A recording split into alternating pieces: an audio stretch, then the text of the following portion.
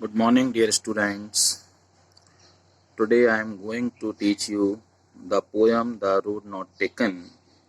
Actually, I have taught this poem to you earlier, but the exercise and questions of this poem were left. ये poem मैं आपको पहले ही पढ़ा चुका हूँ, लेकिन इस पोयम के जो क्वेश्चंस हैं और एक्सरसाइज है ये छूट गई थी. So today I am going to teach you the short answers of this poem. So the first question is, where does the traveler find himself? What problem does he face?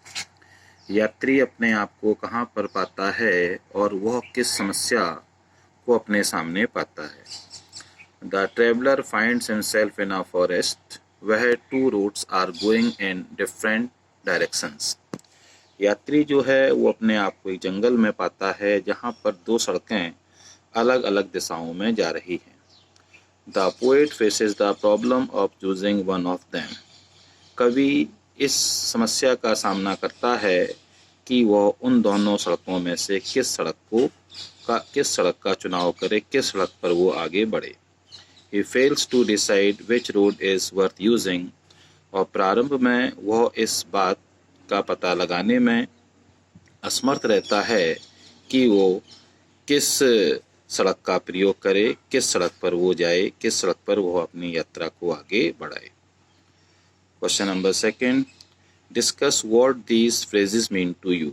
इस poem में बहुत सारे phrases use किए गए हैं, हमको उनका meaning बताना है. First phrase is a yellow wood. इसका मीन्स होता है it means an autumn season. इसका मतलब होता है पतझड़ का मौसम. In this season the colour of the leaves gets yellow. इस मौसम में जो पत्तियां होती हैं उनका रंग जो होता है पीला पड़ जाता है, अर्थात वो सूख जाती हैं और उनका रंग पीला पड़ जाता है. तो आ येलो वुड का मतलब यहाँ पर बसंत का मतलब यहाँ पर पतझड़ के मौसम से है, जिसमें पत्तियों का रंग जो है वो पीला पड़ जाता है, पत्तियां सूख जाती हैं. Second, it was grassy and wanted wear. इसका हमको मीनिंग बताना है. It means the path was covered with grass. इसका अर्थ ये है कि जो रास्ता था वो घास से भरा हुआ था. Obviously few people had walked on it. इससे यह बात स्पष्ट होती है कि बहुत कम लोग उस सड़क पर चले थे. Grass was not one out. और जो घास थी वो कुचली नहीं गई थी.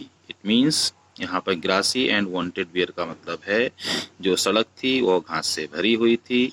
निश्चित रूप से बहुत कम लोग उस सड़क पर चले थे और जो घास है उसको कुचला नहीं गया था. नंबर थर्ड फ्रेज है द पासिंग देयर, यानी वहाँ से गुजरना. It means going up and down the road. इसका मतलब होता है सड़क पर जाना, सड़क से गुजरना. नंबर फोर फ्रेज है leaves no step had trodden black. कि इसका आपको मीनिंग बताना है. तो it means that the leaves had not turn black because no one had trampled them yet. इसका अर्थ ये है कि जो पत्तियां हैं वो अभी काली नहीं पड़ी थी क्योंकि लोग उन पर होकर नहीं चले थे, अर्थात उस सड़क पर कोई भी व्यक्ति चलकर नहीं गया था, इसलिए पत्तियों का रंग अभी काला नहीं हुआ था. Number fifth, how way Leeds on two way. इसका मीनिंग है it means that one road leads somewhere to the other and there is no turning point. इसका अर्थ ये है कि जब हम एक सड़क पर चलना प्रारंभ करते हैं, एक रोड पर चलना प्रारंभ करते हैं, तो वह जाकर बहुत दूर जाकर वह आगे निकल जाती हैं and there is no turning point. और फिर हमारे पास वहाँ से लौट कर आने का रास्ता नहीं होता है, लौट कर आने का मौका नहीं होता है. Now question number third, is there any difference between the two roads as the poet describes them? Number one, in stanza 2 and 3. Stanza second और थर्ड में हमको ये बताना है कि लेखक जिन दो सड़कों के बारे में वर्णन करता है, क्या उन दोनों सड़कों में किसी प्रकार का कोई अंतर पाया जाता है. आंसर, सेकंड और थर्ड स्टेंजा के according, as far as the poet could see, जहाँ तक कवि देख सकता है, both the roads looked equally attractive, दोनों ही सड़कें समान रूप से आकर्षक नजर आती है। But one of them was covered with grass, लेकिन उनमें से जो एक सड़क है वो घास से भरी हुई है। एंड इट अपीयर्ड, और ऐसा नजर आता है, that few people had ever walk the road, कि उस सड़क पर शायद बहुत कम लोग चले हैं। इट वॉज मोर इनवाइटिंग, और कवि को ऐसा महसूस होता है कि यह सड़क उसको ज़्यादा आमंत्रित कर रही है, अर्थात उसको इस सड़क पर चलना चाहिए। In the last two lines of the poem, आखिरी की लास्ट जो दो पोएम्स हैं वहाँ पर कवि ने जो सड़कों का वर्णन किया है, क्या उनमें कोई अंतर नजर आता है? The poet choose the second road which was less travelled, कवि जो है वो उस सड़क का चुनाव करता है जिस सड़क पर बहुत कम लोगों ने यात्रा की है। He wonders how different his life might have been if he had chosen the other way.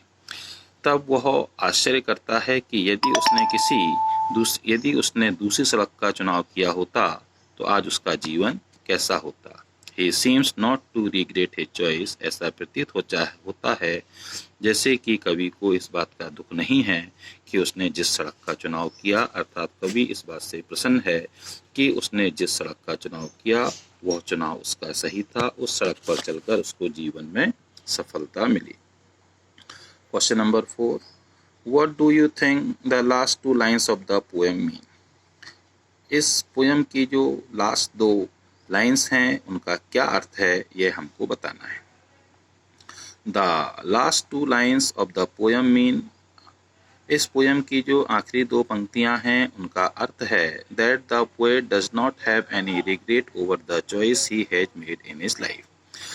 इसका अर्थ ये है कि कवि हमको यहाँ पर बताता है कि उसने जिस सड़क का चुनाव किया, जो निर्णय उसने जीवन में लिया, उस बात का उसे बिल्कुल भी दुख नहीं है।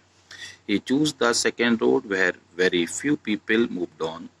उसने दूसरी सड़क का चुनाव किया जिस सड़क पर बहुत कम लोग चले थे। He was on a lonely road. वह ऐसी सड़क पर चला जो सड़क अकेली थी, जिस पर बहुत कम लोग चले थे, उस पर वो चलने वाला शायद अकेला व्यक्ति था। Finally he decided to take the second road. अंत में उसने दूसरी सड़क का चुनाव किया।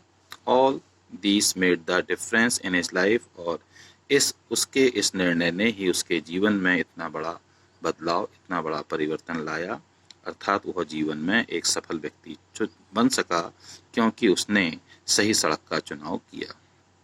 सेकंड क्वेश्चन है, have you ever had to make a difficult choice? क्या आपको कभी जीवन में किसी कठिन चुनाव का सामना करना पड़ा? How will you make the choice? और यदि ऐसी कोई परिस्थिति आती है तो आप किस प्रकार चुनाव करेंगे? Several times it is very difficult to make a choice between two things. कईयों बार ऐसा होता है कि दो चीज़ों के बीच में अंतर उत्पन्न कर पाना बहुत मुश्किल होता है। Particularly when each has its merits and risks. विशेष रूप से उस समय जब दोनों में ही अच्छाइयाँ हों और दोनों में ही खतरे हों। But one has to make a choice, लेकिन इंसान को चुनाव किसी एक का करना होता है। If I am faced with such a problem, यदि मुझे कभी ऐसी समस्या का सामना करना पड़ा, I will weigh the advantages and disadvantages of the both. सबसे पहले तो मैं दोनों ही सड़कों के फायदे और नुकसान के बारे में सोचूंगा। I may even consult my parents and friends. मैं अपने माता पिता से और अपने मित्रों से इस बारे में सलाह मशविरा कर सकता हूँ। I will make the choice after thoughtful consideration, और बहुत सोच विचारने के बाद ही मैं इस बात का निर्णय लूँगा। Question number 2, after you have made a choice do you always think about what might have been और do you accept the reality? एक बार किसी बात का चुनाव कर लेने के बाद क्या आप ये सोचते हैं कि क्या होता और क्या ना होता? Do you accept the reality, और क्या आप चुनाव कर लेने के बाद वास्तविकता को स्वीकार करते? I often think what could have happened if I had not made this choice. मैं अक्सर ऐसा सोचता हूँ कि what could have happened if I had not made this choice, यदि मैंने सही चुनाव नहीं किया होता तो क्या होता? But there is no use of going back, लेकिन एक बार आगे किसी रास्ते पर आगे बढ़ने के बाद उस पर पीछे लौटने का कोई फ़ायदा नहीं होता है। सो आई एक्सेप्ट द रियलिटी, इसलिए मैं वास्तविकता को स्वीकार करता। अगर सही सड़क का चुनाव करता, सही डिसीजन को लाइफ में लेता, तो भी मैं वास्तविकता को स्वीकार करता, और कभी यदि गलत निर्णय लेता तो भी मैं उस वास्तविकता को स्वीकार करता, क्योंकि एक बार किसी राह पर आगे बढ़ने के बाद उस पर वापस लौटना आसान नहीं होता है। Dear student, these are all short questions of this lesson. Write them down in your notebook and learn them.